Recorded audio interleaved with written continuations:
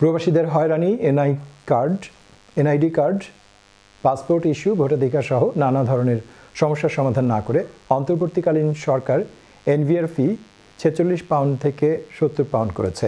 No visa ফি বৃদ্ধির পাশাপাশি বাংলাদেশি পাসপোর্টেরও ফি বাড়ানোয় প্রবাসীরা ক্ষোভ প্রকাশ করেছেন। বিস্তারিত ফয়সাল মাহমুদের রিপোর্টে। ক্যামেরায় ছিলেন রেজাউল করিম মৃধা। কেউ কথা রাখেনি, সুনীল গঙ্গোপাধ্যায়ের মতো বলতে হয় ৫৩ বছর কাটলো, কেউ কথা রাখেনি। কত সরকার আসলো গেল, কেউ প্রবাসীদের দাবি দায়া কিংবা সম্মান দেয়নি। অথচ মুক্তিযুদ্ধ থেকে শুরু করে দেশের যে কোনো দুর্যোগ সংকটে সর্বশেষ জুলাই বিপ্লবে প্রবাসীরা রাজপথে আন্দোলনের পাশাপাশি পরবর্তী সরকারের রেমিটেন্স পাঠিয়ে সহযোগিতা করেছেন। অন্তর্বর্তী সরকারের কাছে প্রবাসীদের প্রত্যাশা ছিল বেশি, কিন্তু কি পেলেন প্রবাসীরা?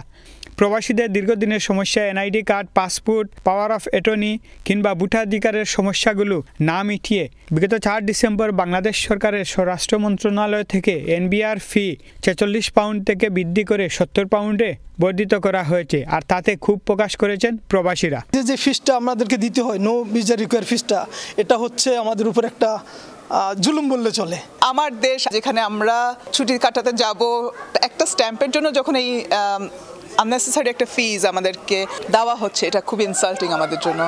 সম্প্রতি প্রবাসীদের নানা সমস্যা নিয়ে প্রবাসী বাংলাদেশিদের একটি প্রতিনিধি দল অন্তর্বর্তীকালীন সরকারের প্রধান উপদেষ্টা ডক্টর ইউনূসের সাথে সাক্ষাৎ করে প্রবাসীদের ১৭টি দাবি পেশ করা হয়। আর এই সাক্ষাতের পরদিনই নো ভিসা ফি বৃদ্ধি করায় ক্ষোভ প্রকাশ করেছেন কমিউনিটি ব্যক্তিত্ব KM আবু তাহের চৌধুরী। আমরা ৩০ সদস্যের ডেলিগেশন সেখানে আমরা ছিলাম।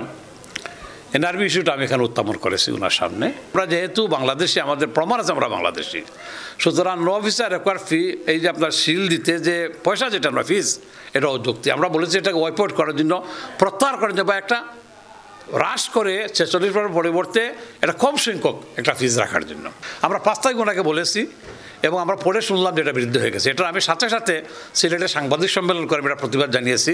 শুধু নো ভিসা ফি নয়, বাংলাদেশের পাসপোর্টের ফিও বৃদ্ধি করা হয়েছে, যেটা নিয়ে অসন্তুষ্টি প্রকাশ করলেন এই আইনজীবী। একটা ব্রিটিশ পাসপোর্ট যদি বানাতে চান তাহলে সেইখানে আপনার 88 পাউন্ড, কিন্তু বাংলাদেশি পাসপোর্ট যদি আপনি বানাতে চান সেইখানে ১০০ পাউন্ডের উপরে। ৫ জনের একটা ফ্যামিলি যদি বাংলাদেশে বেড়াতে যায়, সেই ক্ষেত্রে তার জন্য ৩৫০ পাউন্ড তাকে চার্জ দিতে হবে। দেখেন, বর্তমানে যদি আপনি ইউরোপে ট্রাভেল করতে চান, একটা প্লেনের টিকিট কেটে আপনি চলে আসতে পারবেন 77 পাউন্ড দিয়ে। এইখানে একটা নো ভিসা রিকোয়ার্ড একটা স্টাম্প, একটা স্টিকার, এই স্টিকারের জন্য ৭০ পাউন্ড। এটার কোনো যৌক্তিকতা এবং কোনো জাস্টিফিকেশন নাই। এদিকে নো ভিসা ফি বৃদ্ধির প্রতিবাদে প্রবাসী বাংলাদেশিদের পক্ষ থেকে সোমবার প্রবাসী অধিকার পরিষদ লন্ডন বাংলা প্রেস ক্লাবে প্রেস কনফারেন্সের আয়োজন করে। সংবাদ সম্মেলন থেকে প্রবাসী অধিকারের সভাপতি নিজাম এম রহমান ও শাহেদ হুসাইন সরকারের প্রতি আহ্বান জানিয়েছেন নো ভিসা ফি বাতিলের জন্য।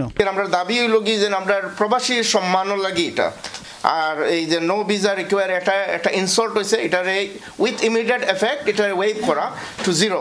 এমবাসি থেকে যে রেসপন্সটা আসছিল গত ১১ ডিসেম্বরে, ওখানে ওনারা আমাদেরকে নন বাঙালি ব্রিটিশ যারা আছে ওনাদের সাথে কম্পেয়ার করেছেন এবং বলেছেন যে আমরা খুবই ভালো একটা ডিল পাচ্ছি।